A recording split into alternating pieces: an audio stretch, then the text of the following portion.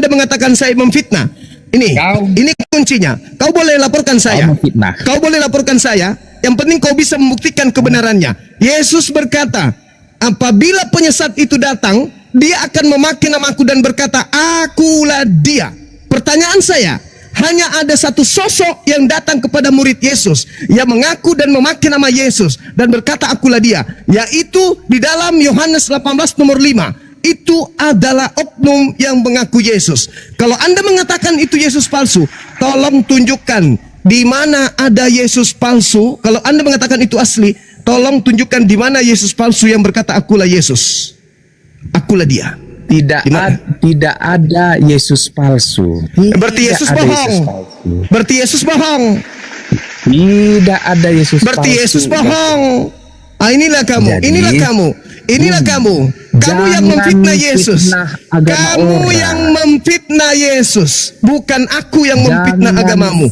Kamu yang memfitnah Yesus. Yesus berkata, Lukas 21, waspadalah kepada penyesat yang datang kepadamu dengan memakai namaku dan berkata akulah dia. Matius 24 nomor 4. Waspadalah. Diam. Waspadalah kepada penyesat yang datang kepadamu dengan memakai namaku dan berkata, akulah Mesias. Penyesatnya mengaku Mesias. Penyesatnya mengaku akulah dia. Berarti Yesus mengatakan ada Yesus palsu. Matius 24 nomor 24. Sebab Mesias palsu akan datang melakukan banyak tanda-tanda yang dahsyat dan mujizat-mujizat, sekiranya mungkin menyesatkan murid pilihan juga. Kau ingin memfitnah Yesus dengan mengatakan Yesus tidak pernah berkata ada Yesus palsu? Tuh, telan tuh dalilnya. Gantian. Mampus. Lantas bagaimana kau melakukan tuduhan bahwa yang berbicara dengan murid-murid itu yang di tangannya dicolok oleh Thomas pembuktian itu kau bilang Tuhan tuh? Saya buktikan. Apa? Yesus berkata Mesias palsu datang kepada kamu. Dengar opinimu dulu. Itu, dengar dulu. Mesias palsu datang kepada kamu. Betul? Betul nggak? Datang kepada siapa? Kepada kamu. Kamu siapa? Hah? Kamu bom-bom atau kamu murid Yesus? Ayo, kenapa kau diam? Kenapa kau diam? Kau ngomong. Mesias palsunya datang kepada kamu. Kamu siapa? Fitnah Juma. Kau fitnah Tuhan kami. Hei, saudara, kamu di situ siapa? Waspadalah kepada penyesat yang datang kepada kamu. Kamu itu siapa? Kamu di situ siapa? Nggak bisa kau gunakan ayat itu, kau tuduh yang bangkit dari nggak boleh. Kau jangan Hei, sekarang kau jawab, kamu di situ siapa? Penyesat itu datang kepada murid Yesus dan mengaku akulah Yesus. Tanya dulu kau, itu bohong ucapan Yesus atau itu karangan semua?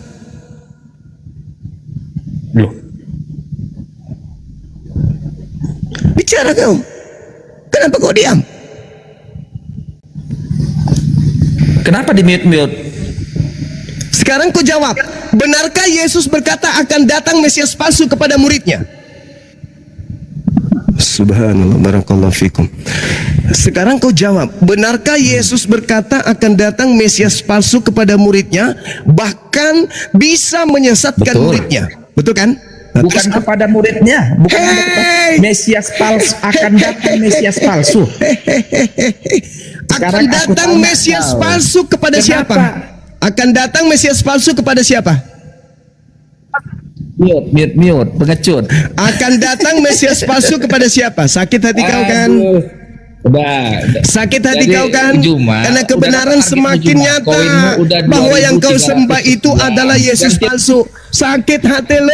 Kores dulu, biar Kores dapat dulu dengan siapa? Dengan sakit hati lo. Sakit hati lo, saudara. Sakit hati lo, saudara. Karena semakin hari semakin nyata bahwa kamu adalah penyembah Yesus palsu. Sakit hati lo. Saya tidak memfitnah. Bantah data saya. Itu kitab Kitabmu yang mengatakan itu, bukan saya. Kitabmu yang mengatakan Mesias palsu akan datang kepada murid Yesus, mengaku Yesus, mengaku Mesias. Orang adalah setan. Lah, itu pengakuan Yesus kok. Itu pengakuan Yesus. Enyahlah daripadaku, engkau semua adalah pembuat kejahatan. Kau pembuat kejahatan. Kau pembuat kejahatan. Kenapa Yesus mengatakan kau pembuat kejahatan? Karena ketika anakmu lahir, ketika keturunanmu lahir, tetanggamu lahir, kau ajarkan mereka menyembah Yesus palsu. Makanya kau disebut pelaku kejahatan. Paham sampai sini? Cuma, paham? Gini kawan, paham? Kau boleh bilang Tuhanmu adalah Allah yang benar, tetapi jangan kau bilang Tuhan orang adalah iblis. Salah. Sekarang Yesusnya mengatakan apa? Waspadalah kepada penyesat yang datang kepadamu dengan memakai namaku dan berkata akulah dia. Siapa yang datang kepada murid Yesus mengaku akulah dia, mengaku akulah Yesus, itu siapa? Penyesat kan? Betul? Kau nggak boleh bilang Tuhan orang lain adalah kenapa kau batasi saya?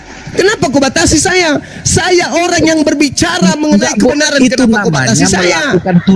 Al-Quran saya mengatakan kalian penyembah setan. Wa iyad'una illa syaitanan marida. Itu Al-Quran saya. Al-Quran surah An-Nisa ayat 171 yang 117 yang mengatakan kalian adalah penyembah setan. Kenapa saya harus takut? Itu Al-Quran saya. Iyad'una min dunihi illa inatha wa iyad'una illa syaitanan marida. Itu sembahanmu. Kamu apa? Belum saya jawab. Al-Quran saya mengatakan itu. Dan Yesus mengatakan kepada Bani Israel, muridnya, bukan kepada Kristen. Waspadalah kepada setan yang datang kepadamu dengan memakai namaku dan berkata akulah Mesias. Setan loh yang datang. Maaf ya. Kenapa kau ketawa? Itu dalil di kitabmu. Jadi murid-murid Yesus waspada kepada Yesus yang keluar dari kubur.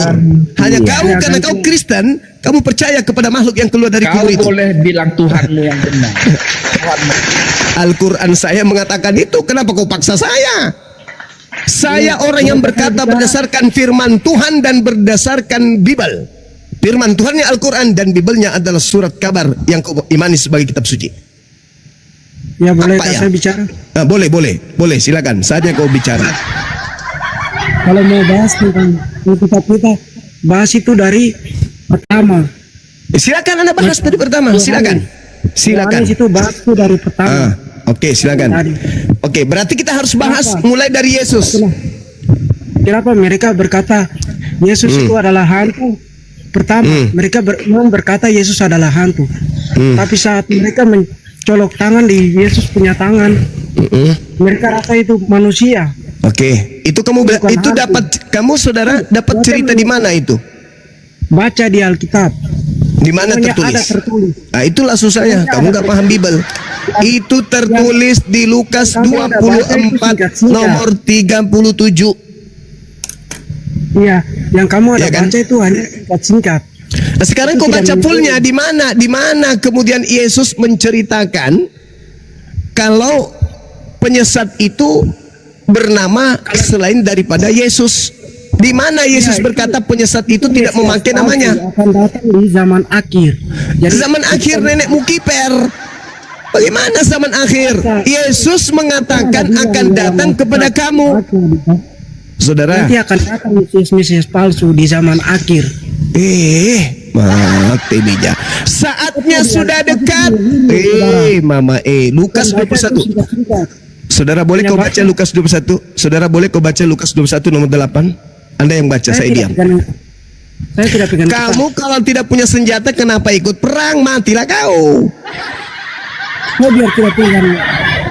Astagfirullahaladzim, ya Allah ya Karim. Kamu ini gimana kawan? Kamu nggak bawa Bible, kamu nggak tahu Bible, tapi kau menentang isi Bible. Gimana ceritanya? Hanya dengan modal, kamu harus baca dari nomor 1, kamu harus baca seluruhan. Kamu jangan ragukan keilmuan saya tentang Biblemu. Saya Muslim yang diperintah oleh Al-Quran. Ikra. Itu salah dari berbicara tuh dari. Karena itu bertentangan dengan imanmu. Karena imanmu bertentangan dengan Yesus, anak Maria. Karena imanmu bertentangan dengan kitabmu. Maka ketika kitabmu saya uraikan, kau mengatakan itu salah, kamu yang betul. Imanku tetap bertahan. Imanku yang selalu. Imanmu Yesus itu yang bertentangan dengan Yesus, kawan. Tidak. Sekarang kalau Anda mengatakan tidak, Yesus meminta muridnya waspada. Murid yang mana yang diminta oleh Yesus waspada? Kristen atau Yahudi?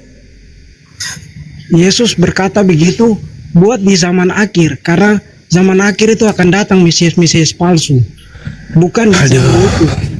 Di mana Yesus berkata zaman akhir akan datang Mesias palsu? Ada tertulis. Di mana?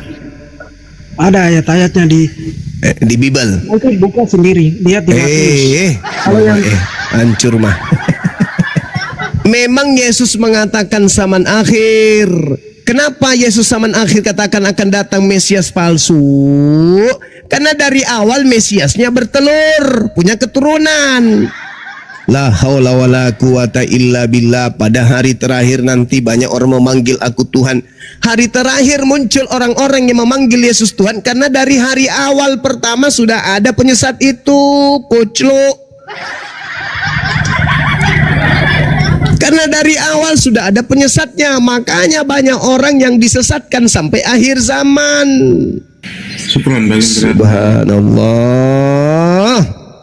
Ya Allah, berilah hamba-Mu kekuatan untuk menghadapi saudara-saudaraku yang bebal ini.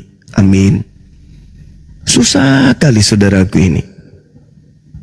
Saya tidak ada menghina, saya tidak ada memfitnah, saya meluruskan ucapan Yesus. Jangan merasa kalian itu pengikutnya dulu, tunggu dulu. Dudukkan Yesus dulu pada BAP, pada keadaan yang ada. Dudukkan Yesus pada TKP, pada keadaan yang ada. Jangan ente merasa penonton pun bukan, saksi juga bukan. Lu berasa lu yang dinasihati sama Yesus. Pingin cubit pipinya, gemes deh. Yesus sedang berbicara dengan orang-orang Yahudi, para kang, bukan dengan kalian. Yesus berbicara dengan muridnya. Astagfirullahalazim, ya Allah ya Karim. Kenapa nyakannya yang itu yang menyacak kalau dia di situ kamu duduk? Bukan, saudaraku Kristen bukan. Kalian nanti menjadi Kristen setelah masuk Belanda dan Portugis. Cobalah kita dudukkan cerita itu pada porsinya. Jangan kita merasa kita yang duduk di situ di hadapan Yesus sambil ngopi. Bukan kita, bukan ente. Cobalah saudaraku, jujurlah, jujur. Jangan memaksakan keadaan. Iman tanpa ilmu itu buta. Ayolah pakai akal. Yesus berkata, waspadalah kepada penyesat yang datang kepada kamu. Kamu kemudian ambil sarung, ambil selimut, masuk kamar, kunci dari dalam, diketuk sama ibu. Paulus, open the door please. Anybody home? Hey, Paulus. Jangan Kenapa kau nak? Aku takut. Kenapa? Aku baca Bible. Kenapa kau takut kau baca Bible? Yesus berkata waspadalah kepada penyesatmu. Koplak. Itu ucapan Yesus kepada muridnya. Aku lempar juga kau nanti pakai sagu ya. Itu perkataan Yesus kepada muridnya, bukan kepada kamu. Blokok. Buka pintunya, buka. Ini ucapan Yesus ini nak, ini untuk orang-orang pada zamannya. Kenapa kau lebay kali pakai gemetaran, pakai takut? Enggak mah, ini kan tertulis di kitab kita. Tapi itu bukan kamu. Itu cerita masa itu, di mana penyesatnya datang kepada muridnya dan mengaku, akulah Mesias, akulah Yesus. Baca nak, baca, pakai akal, baca, jangan kepedean. Jangan GR. Coba baca pakai akal. Baca pakai akal. Oke, baca pakai akal. Lukas 21 nomor 8. Waspadalah kepada penyesat yang datang kepada kamu. Kamu di situ siapa? Semua, kamu itu semua. Menyeluruh. Kamu pakai akal atau pakai anusmu? Kamu itu semua. Apa? Semua siapa? Tensiku naik, teman-teman. Kamu di situ siapa? Kau ngajak aku tadi pakai akal, sekarang kau bicara pakai anusmu. Hai, tensiku naik. Ini bukan kata pakai. Sudahlah bang. Kau panggil pendetamu ke sini, lulusan neraka. Kau suruh gantikan kau di sini biar dia duduk diskusi dengan saya. Panggil pendetamu lulusan neraka yang paling tinggi, kemudian caranya menyesatkan. Suruh ke sini. Jangan setengah-setengah. Kau panggil pendetamu lulusan neraka tertinggi. Mari kita pakai akal. Kau baca itu pakai akal, oke? Murid-murid bertanya kepada Yesus, kapankah saat itu akan tiba, wahai guru? Guru menjawab, waspadalah kepada penyesat yang datang kepada kamu. Ini orang-orang cupu tak berakal ditanya, siapa kamu di situ? Semuanya. Termasuk bom-bom enggak? Iya. Termasuk Edis? Iya. Oh, jadi bom-bom dan Edis juga diminta oleh Yesus waspada kepada penyesat? Iya. Kepada aku juga? Iya. Bahlul, kau dekat sini kulempar pakai tutup panci, tahu kau? Bodoh itu jangan diborong. Bodoh itu jangan dipamer. Sesat itu jangan dipublish. Tuyul, simpan di lemari. Jangan kau ungkap di sini. Lukas 21 nomor 8 itu Yesus sedang berbicara kepada orang yang sedang bertanya kepadanya. Bukan kepada kalian, Cak Kangkung. Dinda Alif, monitor guru dah. tolong ke apotik sebentar deh, beli kombantrin, belikan saudara kita yang tadi kayaknya tensinya naik. Bang Gores. Kamu tek. Tapi belakangan memang ya modelnya begini-begini semua sisaan. Allah. Al-Quran saya tidak mungkin keliru. Al-Quran saya nggak mungkin keliru. Dan saya akan tetap mempertahankan apa yang dinarasikan Al-Quranku. Dan ternyata Bibelmu pun menarasikan hal yang sama. Mau kayak mana? Waspadalah kepada penyesat. Iyadu'una illa min dunhi illa inatha. Yang menyembah penyesat adalah yang menyembah berhala. Mereka tidak lain hanyalah menyembah setan yang durhaka. Itu kata Quran. Yesus mengatakan, waspadalah kepada penyesat yang datang kepadamu dengan memakai namaku dan berkata, akulah Mesias. Hari ini separuh dari penduduk bumi menyembah makhluk yang mengaku Kristus Mesias. Ayo, gugurkan kebenaran Al-Quran ini. Susah kan? Susah, ayo. Makanya kalian disebut kafir. Apa kafir itu? Menutup diri. Menutup diri dari mana? Dari kebenaran. Mentang-mentang yang mengucapkan itu Suma, mentang-mentang yang mengatakan kebenaran itu umat Islam, mentang-mentang yang mengucapkan dan menyampaikan kebenaran itu adalah umatnya Nabi Muhammad, mentang-mentang yang menyampaikan kebenaran itu adalah bukan dari Kristen, maka kalian tolak, kalian tutup diri. Apa yang itu bukan penutup. Jadi kafir itu apa? Kafir itu orang yang tidak beragama.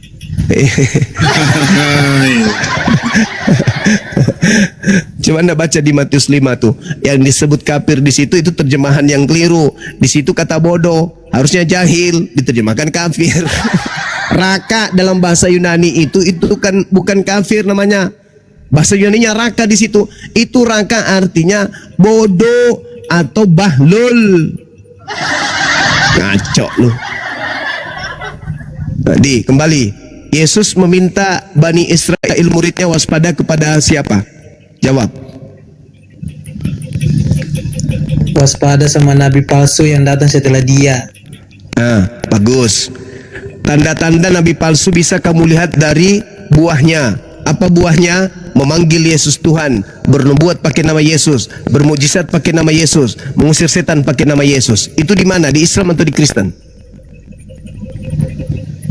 Maksudnya siapa yang begitu?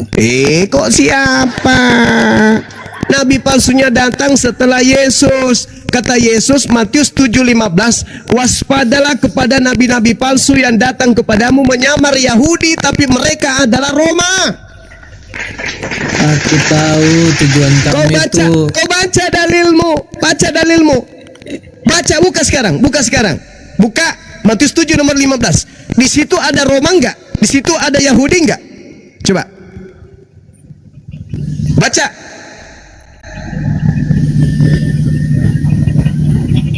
Murid diberi nasihat agar mereka waspada kepada nabi palsu yang datang menyamar Yahudi, tetapi sesungguhnya mereka adalah serigala. Saya tanya dulu kau, lambang serigala itu dipakai oleh siapa? Yang tahu ketik di bawah. Roma. Serigala itu, Roma bukan? Roma. Kalau domba lambang untuk siapa? Israel. Waspadalah kepada serigala yang datang kepadamu menyamar seperti domba, padahal dia bukan Yahudi, dia adalah Romawi. Baca Kisah Para Rasul 20 berapa itu? 21 nomor 28. Ada yang ingat? Di situ Paulus mengaku kalau dia kelahiran Roma. Filipi 3 nomor 5, Gurunda. Ya, dia mengatakan kalau itu dia mengatakan Parisi, Benyamin. Ini kelahirannya dia katakan terkait dengan kelahiranku. Itu coba aku lupa, teman-teman. Kisah Para Rasul berapa? Hei, dia lahir sebagai orang Roma. Ada yang ingat? Mengaku sebagai bangsa Kelahirannya Romawi. sebagai orang Kisah Roma, ya. 22 bukan? Kisah 22:25 coba. Coba. Saya kok jadi lupa, teman-teman. Yang intinya kalau nggak keliru saya nomor 28. Ya, sampai 28 29. Kok jadi lupa saya. Kewarganegaraan itu kubeli dengan harga yang mahal. Itu berapa Iya. itu? Kisah 22 Nomor 28. Bang Suma.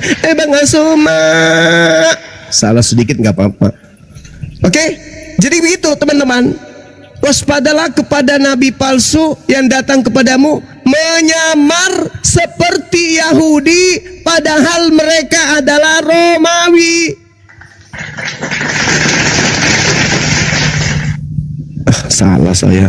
Kisah Para Rasul 22 nomor 28 ternyata. Ini gara-gara Bang Handi nih. Disuruh pergi ke apotek. Gimana dong?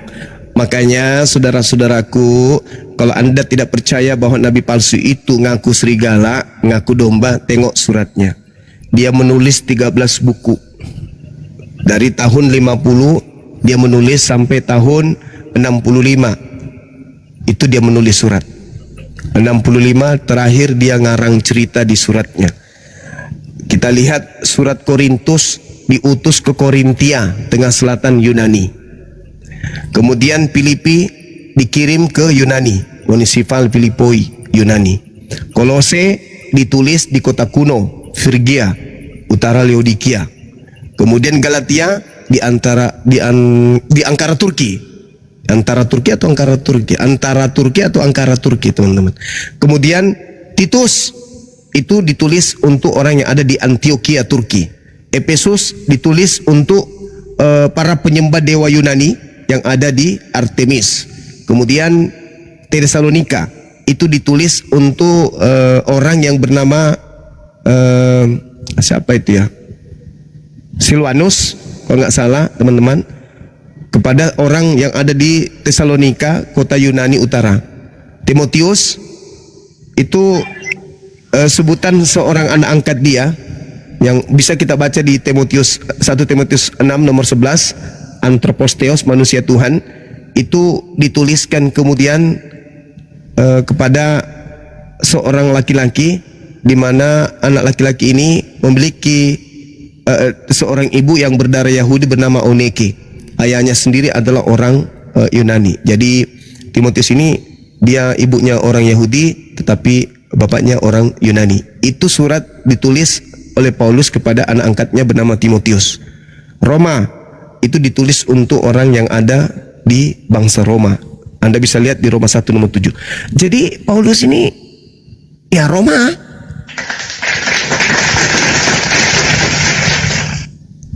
Waspadalah kepada nabi palsu. Kok nabi? Iya, Kisah Para Rasul 13 nomor 1. Ada beberapa nabi di Turki, di Antioquia. Di antaranya adalah Saulus. Waspadalah kepada nabi palsu yang datang kepadamu dengan menyamar seperti domba, padahal dia adalah serigala. Domba adalah Bani Yakub. Di mana tertulis? Yeremia 50 nomor berapa teman-teman? Nomor 27 ya. Nomor 27 ya, atau nomor 17? Harus dicari guru dah. Coba. Sering-sering ini saya sampaikan.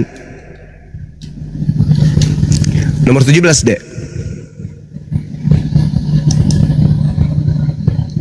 Israel adalah domba.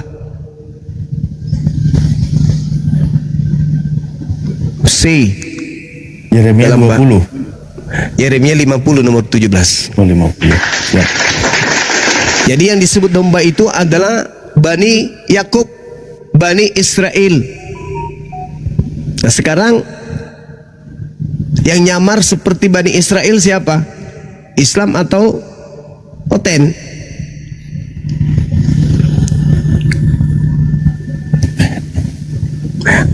Berat, memang berat. Oke, silakan diambil alih teman-teman sekalian. Siap, guru dah. Terima kasih. Tadi sudah ada yang jalan ke apotik, ternyata yang jaga apotiknya nyimak diskusi, katanya diskusi dosisnya nggak ada buat Oten yang tadi. Belikan aja Tiodan. Ada yang tahu Tiodan atau Rundup? Itu obat. Ya, silakan dilanjut Oten yang mau naik.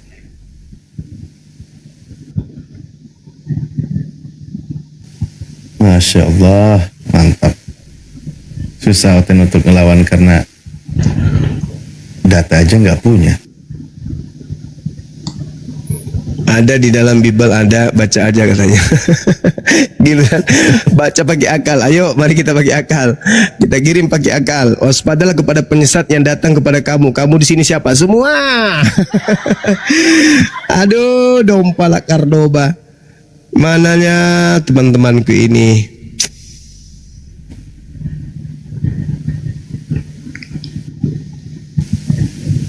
Ya, bos, mungkin teman-teman Kristen yang masih mau berdiskusi, mau menambah ilmu, silahkan naik.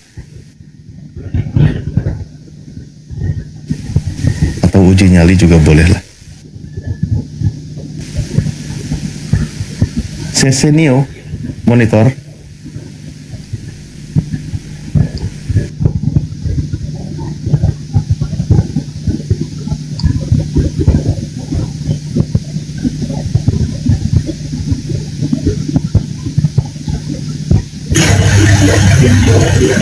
Ya, Tanujaya monitor. Noise.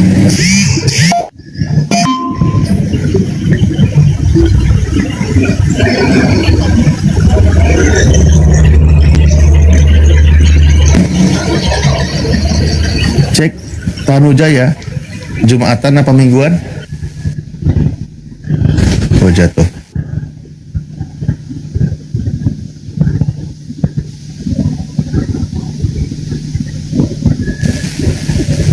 Halo, Pak Junaidi. Ya, salam, selamat malam. Selamat malam. Mingguan ya, Pak ya? Ya, saya mingguan. Saya Kristen, Bang. Kristen. 3 berarti ya? 3 apa, Bang? 3 dalam 1, Bang. 4 Elohim Yahweh. Ya, itu karena ketidakmengertian Pak Ustadz Arif dibilang 4. Itu 3 dalam 1 itu, Pak Ustadz. Ya. Ya, ibaratkan satu wadah ada isi 3 kan gitu. Ya, tapi dia satu hakikat kan di situ. Ya, memang banyak orang tidak mengerti, tapi saya memahaminya ketidakmengertian orang-orang yang tidak percaya kan di situ. 3 pribadi satu keluarga kalau menurut Loga. Ya, salah itu Pak Ustadz Arif. 3 pribadi satu hakikat. Di situ dia Pak Ustadz, kalau kita bicara tentang Tritunggal itu, Pak Ustadz ini gimana sih?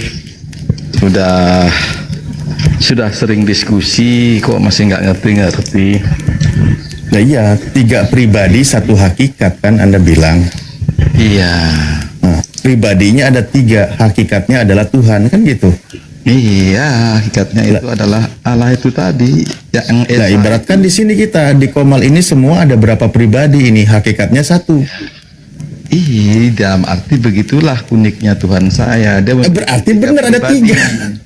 Ya kan, dia memiliki 3 pribadi satu Nah iya, pribadinya ada 3. Ibaratkan di Komal ini nih, ini total berapa nih? 9 ya. Ada 9 pribadi di sini. Tapi hakikatnya 1, siapa? Manusia. Nah, ini kalau Anda Tuhan, Tuhannya ada 3 pribadinya, hakikatnya 1. Apa itu Tuhan? Gitu. Ya, apakah kita yang 9 ini bisa dalam waktu yang bersama dari tempat yang berbeda? Kan tidak bisa. Tetapi Nah ini kita di tempat yang berbeda masing-masing, gimana sih?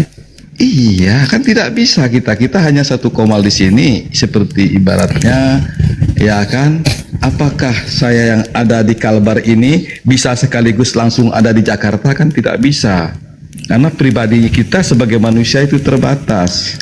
Tetapi Allah sendiri itu ya, dalam waktu yang sama, dalam ruang yang sama dia ada. Bung, hakikat itu apa Bang?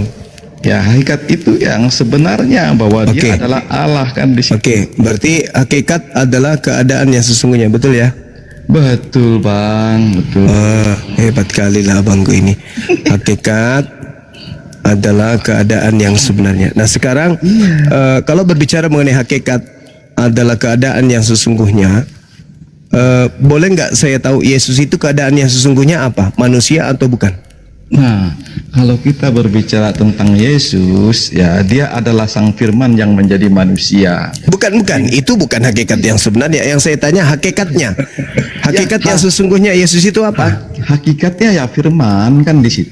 Loh, yang mana yang betul ini? Kalau hakikat dia adalah enggak, tunggu dulu. Kalau Anda mengatakan hakikat itu adalah keadaan yang sebenarnya, sekarang Yesus itu adalah hakikat. Yang sebenarnya adalah firman, berarti dia perkataan. Ya, berkataan dalam arti bukan berarti Allah berfirman jadilah Yesus, bukan seperti itu. Ya, lalu apa? Sekarang Bapak ya itu kan hakikat situ. yang sebenarnya Ya Bapak kan? apa? Ya. Hakikat sebenarnya Bapak apa? Hakikatnya sebenarnya Bapak itu adalah Allah, hakikatnya Firman itu adalah Allah, hakikatnya Roh Kudus itu adalah Allah. Nah, kalau begitu saya tanya. Kalau begitu saya tanya. Hakikat sebenarnya Yesus apa? Nah, hakikatnya Yesus yang sebenarnya dia memiliki 2 kodrat karena nama kemanusiaannya itu Yesus. Ngomong apa orang ini mabok? Hakikat yang sebenarnya Yesus itu apa? Hakikat keadaan yang sesungguhnya Yesus itu apa? Ya, kalau abang bertanya tentang hakikat yang sesungguhnya, dia adalah Allah karena dia adalah Firman. Firman itu adalah Allah. Jadi hakikat Yesus, keadaan Yesus yang sesungguhnya adalah Allah, betul? Ya, hakikatnya. Oke. Boleh Anda bacakan ke saya 1 Yohanes 3 nomor 2? 1 Yohanes, saya buka kitab suci saya. Silakan. Bang, ya. Kita dengarkan semuanya ya, teman-teman. Iya. Saya suka baca kitab suci saya, Bang. Bahkan saya senang. Saya buka dulu ya. Siap. 1 Yohanes 3 nomor 2. 3 nomor 2. Ya, dibaca Bang. Ya, ini perikopnya adalah anak-anak Allah kan di sini. Ya. Saudara-saudaraku yang kekasih, sekarang kita adalah anak-anak Allah, tetapi belum dinyatakan apa keadaan kita kelak. Tetapi kita tahu. Akan tetapi kita tahu bahwa apabila Kristus menyatakan dirinya, kita akan menjadi sama seperti Dia. sebab kita akan melihat Dia dalam dalam keadaannya yang sebenarnya. Dalam keadaan di situ dia. dalam keadaan Yesus yang sebenarnya, Yesus itu adalah Allah dan kita akan sama seperti Yesus. Berarti kita ini adalah Ya, kita ini adalah manusia, kan di situ dia. pekok. Pekok. Lah, di situ Anda mengatakan Yesus dalam keadaan yang sebenarnya adalah Allah. Dan kita akan sama seperti Yesus dalam keadaan Yesus yang sebenarnya. Kalau Yesus dalam keadaan yang sebenarnya adalah Allah, dan kita akan sama seperti Yesus dalam keadaan yang sebenarnya itu, maka kita adalah Abang nggak paham. Yesus itu punya dua natur. Dia adalah kodratnya sebagai dalam manusia dan keadaan kodratnya yang ilahi, sebenarnya, kan itu dia. Otakmu panuan. Iya, dia sebenarnya juga manusia dan dia juga sebenarnya ilahi, Bang. Berarti Itu Tuhanmu ayat itu Bang. separuh manusia, separuh Tuhan, gitu. Bukan seperti itu. Apa ini? Dia Apa sepenuhnya manusia. Dia sepenuhnya manusia. Ilahi, kan Sepenuhnya di situ ilahi. dia, Bang. Berarti Iya. dia setengah manusia, dia setengah ilahi. Betul? Salah begitu, Bang Juma. Lalu bagaimana, Kan gitu. Bonyok? kalau- Kau sendiri yang mengatakan sepenuhnya manusia, sepenuhnya bukan manusia. Berarti Tuhanmu itu separuh manusia, separuh bukan manusia. Bonyok. Salah, bukan manusia, bukan ilahi, begitu salah. Dia adalah sepenuhnya manusia. Manusia. Sepenuhnya ilahi. kan Nah, gitu sekarang dia. manusianya ini ilahi Gitu, enggak? ya. Nah, kalau Manusianya dia- ini ilahi enggak? Nah, kalau dalam kemanusiaannya dia bukan ilahi, dia sama Ya seperti itulah kita, yang Bang. kubilang, Kan Bonyok. gitu. Berarti yang kau sembah itu sepotong manusia, sepotong Tuhan. Kuceluk. Bukan begitu pengertiannya, Bang. Bukan sepotong manusia, sepotong Tuhan. Jadi Abang apa? paham tidak, ya? Apa? Kodrat Yesus itu sepenuhnya adalah manusia, sepenuhnya adalah ilahi, kan? Nah, Gitu sekarang dia, saya tanya. Bang. Sekarang saya Kan tanya. di situ, Sepenuhnya ya. manusia ini Tuhan atau bukan? Ya, nah dalam keadaannya sebagai manusia, Bang, sama seperti kita, berarti bukan Tuhan, kan di situ dia. Berarti Tetapi, Tuhanmu. Bang, dengar dulu, Bang. Santai. Berarti Tuhanmu Bang. sepenuhnya manusia dan sepenuhnya Tuhan, betul? Iya, betul. Di situ ada betul, berapa? betul, Di situ ada berapa? betul, Di situ betul. ada berapa? Ada satu, Bang. Udah. Kau turun daripada saya ludahi mulutmu. Kau turun. Biadab. Oke, Kau turun. Anak setan. Kau turun. Kau bikin tensinya Pak Bom naik, itu namanya. Di situ sepenuhnya manusia. Satu. Di situ juga sepenuhnya Tuhan. Dua. Di situ ada berapa? Satu. Memang betul-betul lah kau. Memang nggak bisa kalian itu berakal. Jangan berakal kalau masih mau di agama itu. Jangan. Gila kau nanti lama-lama. Harus gila memang. Pantaslah orang-orang cendekiawan mengatakan mustahil dalam waktu yang bersamaan dia beragama seperti itu dan juga dalam keadaan yang sama dia waras.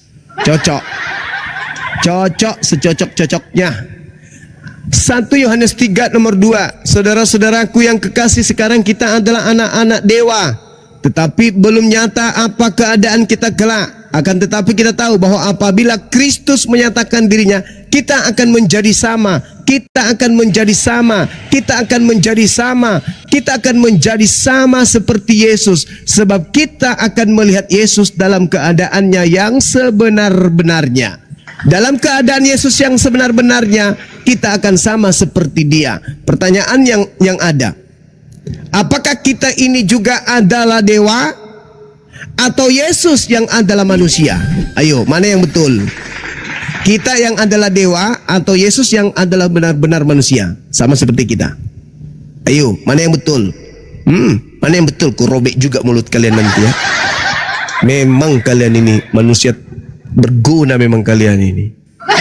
Pantaslah Al-Quran mengatakan wa ikhwanuhum wa yamuddunahum fil ghayyi summa la yukassirun. Orang kafir itu penolong-penolong setan di dalam membantu setan mendurhakai Tuhan pencipta langit dan bumi. Memang kalian ini pahlawannya setan kalian ini. Sahabat-sahabat, saya mohon izin sejenak. Host, ada yang mau syahadat di komalnya inspirasi, dan saya lihat ini teman-teman pada mendesak untuk saya hadir di sana. Boleh ya? Balik ke sana lagi, Bunda. Saya ke sana sejenak, habis itu saya balik ke sini. Ya. Silakan. Ya. Ada Ustaz Alim di sini. Oke, baik. Makasih ya. Siap, Bunda. Saya tunggu lagi. Oke, siap. Jangan dibuka pintunya nanti. orang Selalu terbuka. Ibunya sudah ketuk pintu. Buka pintu, ada apa? Ada penyesat. Ada penyesat, Ma. Aku harus hati-hati. Katanya ada penyesat datang kepadaku. Mana tertulis ini, Ma. Ini buat murid Yesus zaman itu, bukan zaman sekarang. Silakan sahabat-sahabat sekalian. Mohon Adinda Al-KTP, ikuti saya. Ya.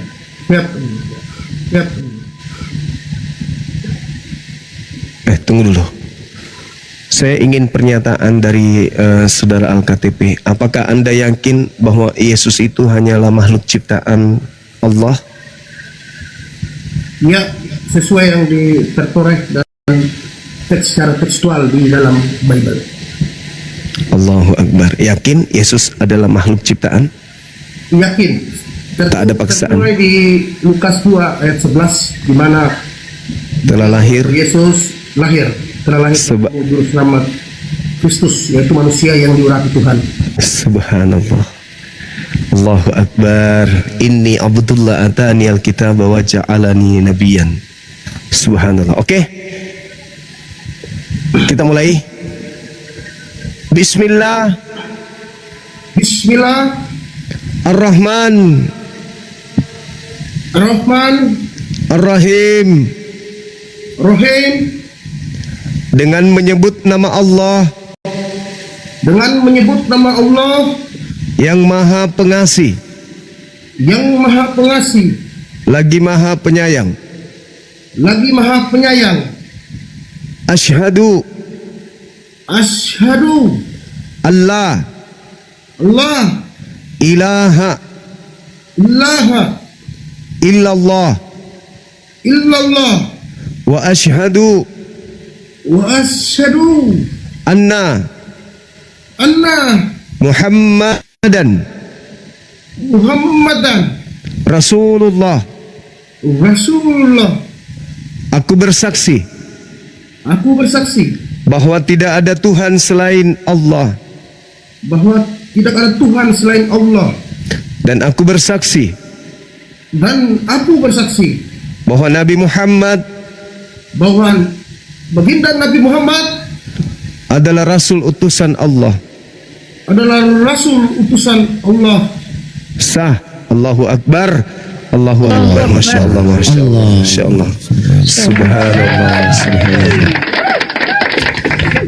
Subhanallah. Masya Allah. Sahabat-sahabat sekalian, ada nggak yang ngirim KTP beliau ke Dinda Ardiansyah? Sudah semua, Gurunda, sama Bang Handi sudah, Bang Ardi sudah. Allahu Akbar, Masya Allah. Oke. Ya, sudah. Berarti semua. Kita akan mempertanggungjawabkan keislaman beliau dengan memberikan legalitas secara hukum bahwa sertifikat mu'alaf itu sah, karena API ini adalah lembaga sah dari negara, ada pengesahan bukan abal-abal. Jadi sertifikat yang keluar itu dilindungi oleh negara sebagai dasar hukum untuk mengganti identitas di kolom agama. Saya kira begitu. Saya kembalikan kepada saudara kita, pendidik sistematik teologi, saudara Bang Loding, silakan diambil alih. Iya adikku, istiqomah ya. Masya Allah. Amin. Ya, kita dengarkan doa, aminkan semua yang didoakan oleh imam kita, oleh ustadz kita. Oke. Ya, oke teman-teman, guru-guru, para ulama, para senior-senior di bawah. Ya, saya izin pimpin doa sedikit ya. A'udzu billahi minasyaitonir rajim. Bismillahirrahmanirrahim. Alhamdulillahi rabbil alamin hamdan syakirin hamdan naimin hamdan ni'ma wa yukafi majidah. Ya Rabbana lakal hamdu kama yanbaghi li jalali wa zikril karimi wa adimi sultanik. Allahumma sholli ala sayyidina Muhammad wa ala ali sayyidina Muhammad. Ya awalan awalin, ya akhiran akhirin, ya jal quwwatil matin, ya rahimal masakin, ya arhamar rahimin. Ya Allah ya Rahman ya Rahim. Ya Allah ya Jal Jalali wal Ikram. Ya Allah, kami hamba-hambamu yang bergelimang dosa, ya Allah. Kami mengangkat tangan kepadamu, ya Allah. Ya Allah, ampunilah dosa-dosa kami, ya Allah, dan dosa kedua orang tua kami, ya Allah. Ya Allah ya Rahman ya Rahim. Ya Allah ya Jal Jalali wal Ikram. Ya Allah, hari ini hambamu, ya Allah, telah kembali ke fitramu, ya Allah. Ya Allah, bimbinglah dia, ya Allah. Pahamkanlah dia, ya Allah. Istiqomahkan dia, Allah, dalam ketaatan kepadamu, ya Allah. Ya Allah ya Rahman ya Rahim. Ya Allah, sebelum kami menundukkan tangan kami, ya Allah, Engkau ampunilah semua dosa-dosa kami, ya Allah. Ya Allah, Engkau jadikan komal ini menjadi komal asbab hidayah, ya Allah, buat umat seluruh alam, ya Allah. Ya Allah ya Rahman ya Rahim, Engkau jadikan syahadat beliau menjadi syahadat asbab hidayah buat saudara-saudara beliau yang belum taat kepadamu, ya Allah. Ya Allah, Engkau jadikan syahadat beliau, ya Allah, menjadi asbab hidayah buat keluarga-keluarga beliau, ya Allah. Ya Allah, kami tak pandai berdoa, ya Allah. Apa yang Rasulullah minta itu yang kami minta, ya Allah. Apa yang Rasulullah tolak itu yang kami tolak, ya Allah. Ya Allah ya Rahman ya Rahim. Ya Allah, Engkau satukanlah hati kami, ya Allah. Engkau satukanlah hati-hati guru kami, ya Allah. Ya Allah, Engkau bimbinglah lisan kami, ya Allah, untuk menyampaikan kebesaran-Mu, ya Allah, kepada hamba-hamba yang belum taat kepadamu, ya Allah. Ya Allah ya Rahman ya Rahim. Ya Allah ya Jal Jalali wal Ikram. Rabbana hablana min azwajina wa dzurriyyatina qurrata a'yun waj'alna lil muttaqina imama. Rabbana zalamna anfusana wa illam taghfir lana wa tarhamna lanakunanna minal khasirin. Rabbi fir junubi wa liwalidayya warhamhuma kama rabbayani shaghira. Rabbana atina fid dunya hasanah wa fil akhirati hasanah wa qina adzabannar. Wa sallallahu ala rasulika sayyidina Muhammadin nabiyil ummi wa ala alihi wa sahbihi wa baraka wa salam. Subhana rabbika rabbil izzati amma yasifun wa salamun ala mursalin walhamdulillahi rabbil alamin. Al-Fatihah. A'udzu billahi minasyaitonir rajim. Bismillahirrahmanirrahim. Alhamdulillahi rabbil alamin. Ya kan. Amin amin. Silakan Gurunda. Terima kasih. Kembali ke host. Masya Allah. Masya Allah.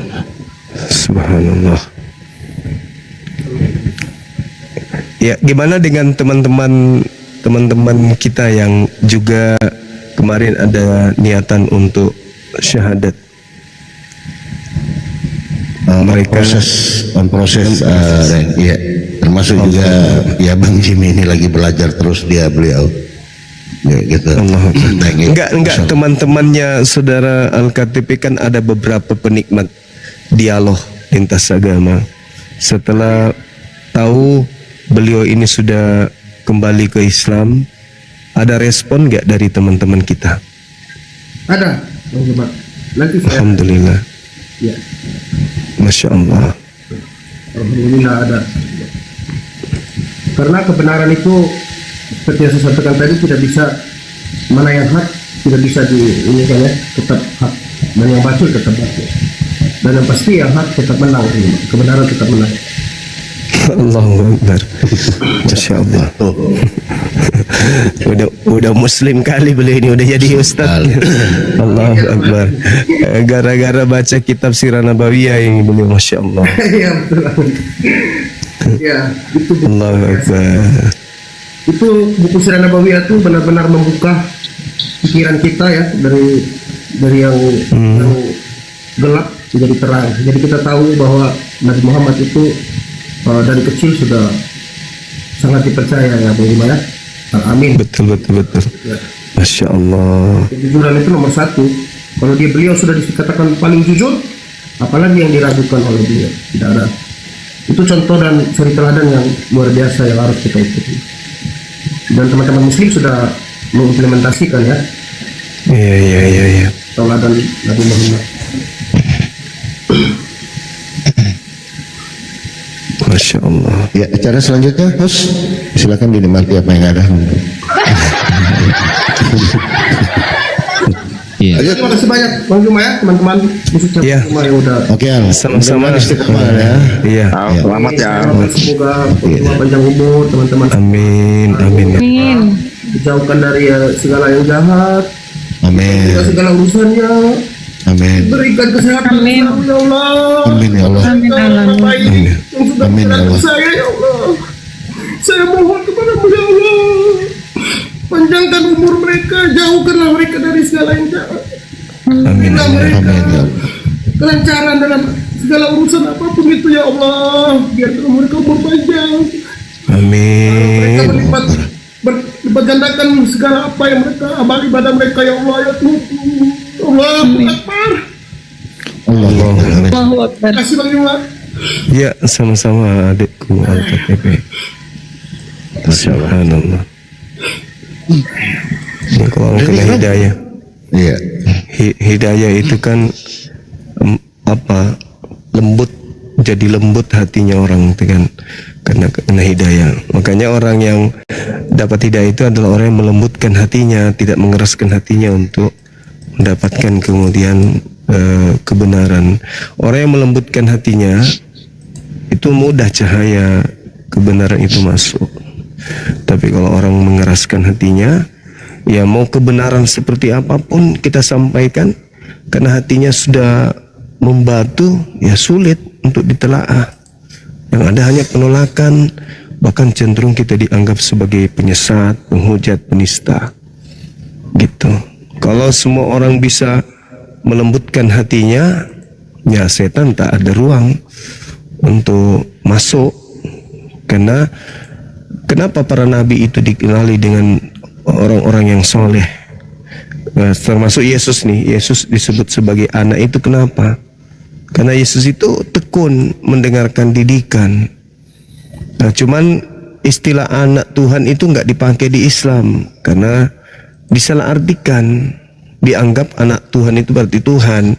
Padahal kalau tradisi Yudaism, anak Tuhan itu adalah orang yang soleh, hamba yang intim, hamba yang tekun mendengarkan didikan Tuhan. Itu yang disebut anak Tuhan.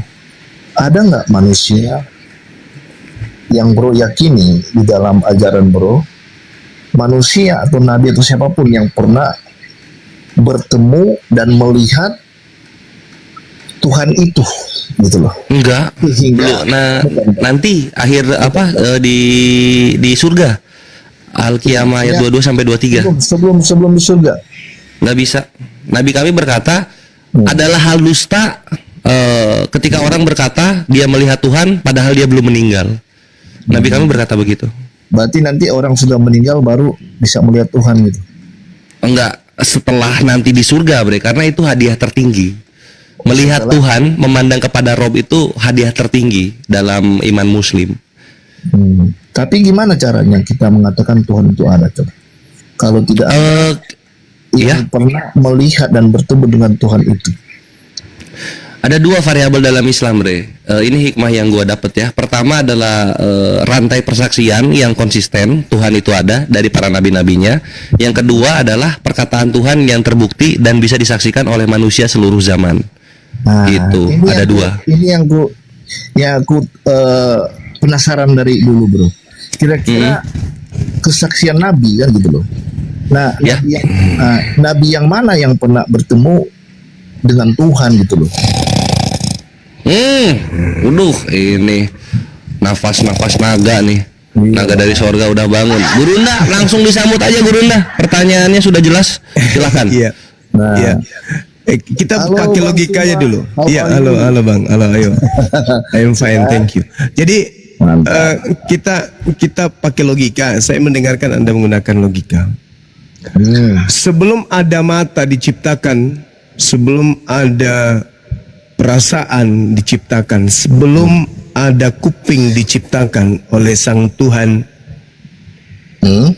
siapa yang bisa mengatakan Tuhan itu ada?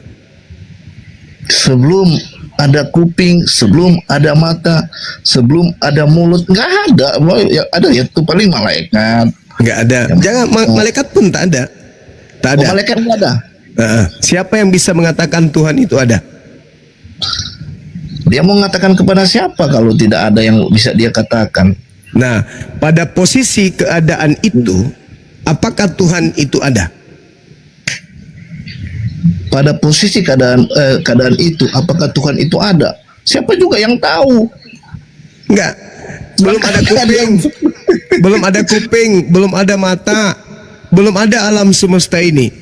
Tuhan itu sudah ada atau belum ada? Sudah ada. Sudah ada. Tulis. Saya tepuk tangan untuk itu ya.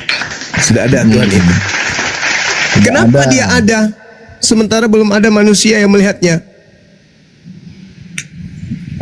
Nah, kenapa dia ada setelah sementara setelah dia tidak ada manusia yang melihatnya? Karena kalau manusia belum ada yang menuliskan tentang dia. Tapi Tuhan sudah ada. Bentar. Belum ada yang bertemu dengan dia. Gimana mau dikatakan ada? Tetapi dia sudah ada. Ya belum ada yang memberitahukan, ya nggak tahu. Orang belum tahu apa. Tapi Tuhan itu sudah ada atau tidak ada? Belum ada telinga, belum ada mulut, belum ada yang memberitahukan, bagaimana kita mau tahu? Nah, setelah diciptakan akal, baik yang ada pada saudara maupun ada pada saya, sebelum Tuhan ini menciptakan, apakah Tuhan itu sudah ada? Setelah menciptakan akal, menciptakan manusia lah ya. Ya. Apakah Tuhan itu sudah ada? Ya pasti karena ada manusia mengatakan Tuhan itu ada. Nah, sebelum dia diciptakan, yang mengatakan dan manusia yang sudah bertemu dengan Tuhan itu ada. Nah, itu baru dinyatakan ada. Oh, berarti pada kesimpulannya Anda nggak percaya Tuhan itu ada? Kalau belum ada manusia, ya, belum ada pikiran, belum ada mulut, mata, nggak ada yang bisa tahu Tuhan itu ada. Siapa mau tahu? Iya, ini saya bukan berbicara mengenai agama atau apa. Saya berbicara mengenai konsep akal ini. Setelah Anda punya akal, menurut akal saudara, sebelum Anda diciptakan, sebelum alam semesta ini diciptakan, apakah yang menciptakan sudah ada lebih dulu? Nah, setelah akalku ada, setelah saya membaca, mencari tahu siapa yang sudah bertemu dengan Tuhan, maka saya bilang, oh, Tuhan itu ada. Dari mana? Dari akal saya yang membaca kitab itu, yang saya percaya. Gitu. Oke. Sekarang dalam pemahaman saudara, siapa manusia yang pernah bertemu dengan Tuhan? Oh, ada. Ya, siapa? Aku kasih ya, mungkin saudara-saudara belum pernah membacanya karena nggak tahu kali ya, atau Kejadian. Nah, ketemu dengan Abraham itu udah berapa kali? Ya, berarti Tuhan itu ada karena pernah bertemu dengan manusia kan? Iya, karena manusia bertemu dengan Tuhan dan menuliskan tentang Tuhan itu. Kalau ada orang yang mengatakan Tuhan itu ada, tapi tidak ada manusia yang pernah bertemu dengan dia dan menuliskan tentang dia, mereka bertemu dengan Tuhan. Bagaimana saya mau percaya? Baik. Nah, sekarang sebagai manusia nih, Anda meyakini Tuhan itu ada karena Abraham pernah bertemu dengan Tuhan tersebut. Betul. Andai saja Tuhan tidak datang kepada Abraham, apakah Anda percaya Tuhan itu ada? Enggak percaya? Enggak percaya? Iya dong. Oke. Jadi Abraham ini diciptakan oleh siapa? Diadakan oleh siapa? Tuhan. Abraham diciptakan oleh Kok Tuhan? Tuhan tidak menampakkan diri kepada Abraham. Tadi kan Bang Zuma bilang. Enggak, saya bilang andai saja Tuhan tidak datang kepada Abraham. Enggak, tadi salah. Tadi Bang Zuma bilang. Jadi yang mengadakan Abraham ini siapa? Kan gitu. Gimana? Jadi yang mengadakan Abraham ini siapa? Sekiranya Tuhan tidak menyatakan diri kepada Abraham. Ya Tuhan.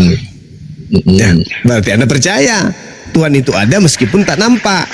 Enggak dong. Nah, sekiranya Tuhan tidak datang kepada Abraham, sekiranya dia nggak datang kepada Abraham, ya saya nggak percaya. Nah, sekiranya dia tidak datang kepada Abraham, Anda tidak percaya Tuhan itu ada kan? Enggak. Oke. Abraham bertemu dengan Tuhan, Abraham usia berapa? Aduh, nggak tahu saya. Usia Taruhlah usia 70 tahun. Taruhlah ya. Oke, jadi usia 1 hari Abraham yang tidak kedatangan Tuhan, Tuhan belum ada pada saat itu. Sudah ada. Di mana dia ketemu? Di mana dia ketemu? Kan dia menciptakan manusia. Ya, tadi katanya usianya di usia 70 dia datang Tuhan. Usia pertama 1 hari kan dia Tuhan tidak datang. Itu kan gini Bang Suma, itu kan cerita Alkitab. Kenapa saya bilang ada? Karena manusia gini. Karena manusia bertemu dengan Tuhan sebelum Abraham.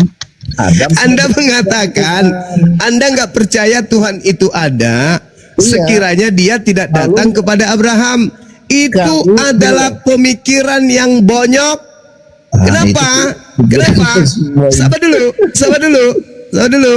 Abraham bertemu dengan Tuhan, taruhlah di usia 70 tahun. Berarti usia 1 tahun dia tidak pernah kedatangan Tuhan. Lalu siapa yang mengadakan Abraham di usia 1 tahun itu? Oke, sudah. Ini saudara. Kenapa saya percaya kepada Tuhan dan saya percaya dia ada? Kenapa? Karena ada yang bertemu dengan dia. Ya, kenapa Anda percaya? Makanya muncul pertanyaan. Pada saat Abraham usia 1 tahun, belum ada Tuhan datang kepadanya. Siapa yang menciptakan Abraham? Sekarang Zuma Tuhannya ada nggak? Ada. Nah, pernah siapa manusia yang pernah bertemu dengan Tuhan Zuma? Alam semesta ini buktinya. Alam semesta. Lalu pola kita Bung, pola kita memandang Tuhan itu beda. Pola kita, oke, saya tanya kepada saudara. Tolong, jawab pertanyaan saya. Anda kan tertawa nih. Sekarang saya bacakan dalil di dalam kitab saudara 1 Timotius 6 nomor 16. Dialah satu-satunya yang tidak tersentuh oleh kematian, bersemayam dalam terang yang tak terhampiri. Seorang pun tidak pernah melihat dia, dan memang manusia tidak dapat melihat dia. Dia yang dimaksud di sini siapa? Tuhan. Maksudnya apa ini? Tuhan. Dia tidak pernah dilihat oleh manusia. Dia tidak pernah dilihat oleh manusia. Sabar. Dia tidak pernah dilihat oleh manusia. Siapa bilang tidak pernah lihat? Makanya kalau baca Alkitab itu, dari dulu aku kasih tahu. Udahlah kau bonyok dalilnya begitu. Dalilnya mengatakan begitu. Dalilnya doang, mana tahu. Perikopnya. Dulu kok begini aja nih Bang Suma ini. Dalilnya mengatakan begitu. Sekarang buktikan. Dialah satu-satunya yang tidak takluk kepada maut, bersemayam dalam terang yang tak terhampiri.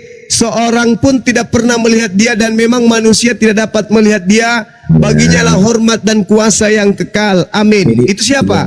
Itu siapa? Apa dulu? Tahu ceritanya dulu kenapa ada? Ya, itu siapa yang tidak terhampiri dan tidak pernah dilihat oleh manusia? Itu siapa? Jadi gini, aku jelaskan, boleh? Enggak, boleh? Ini dulu, jawab dulu. Monyet. Boleh?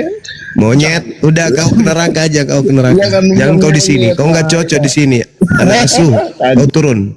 Monyet. Islam tidak memahami konsep pagan. Tuhan harus berkelamin, punya anus, punya puting, punya ginjal. Itu agama pagan. Islam sama dengan ajaran para nabi termasuk Yesus. Innal ladzina yakhshawna rabbahum bil ghaib lahum maghfiratun wa ajrun karim. Ajrun kabir. Maaf. Al-Quran mengatakan sesungguhnya orang-orang yang takut kepada Tuhannya yang tidak terlihat oleh mereka, mereka memperoleh ampunan pahala yang besar. Innal ladzina yakhshawna rabbahum bil ghaib lahum maghfiratun wa ajrun kabir. Itu kata Quran. Tuhan itu tidak bisa dilihat, Tuhan itu maha gaib. Al-Quran menjelaskan di ayat yang lain, innama tunziru manittaba'az zikra wa khasyar rahmana bil ghaib fabashshirhu bimaghfiratin wa ajrin karim. Sesungguhnya engkau hanya memberi peringatan kepada manusia yang mau mengikuti peringatan dan yang takut kepada Tuhan yang maha pengasih. Walaupun mereka tidak melihat Tuhan tersebut, maka berilah mereka kabar gembira dengan ampunan dan pahala yang mulia.